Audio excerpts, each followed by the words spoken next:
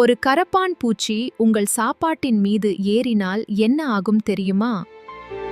ஒரு வீட்டின் சமையலறையில் இரவு நேரத்தில் ஒரு கரப்பான் பூச்சி அதன் மறைவிடத்திலிருந்து வெளியே வருகிறது.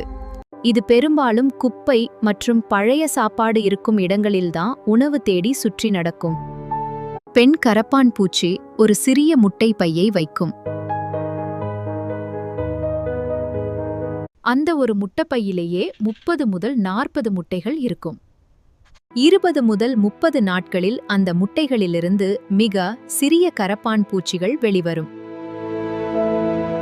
சில வாரங்களில் அவை மெதுவாக பெரிய கரப்பான் பூச்சிகளாக வளர ஆரம்பிக்கும்.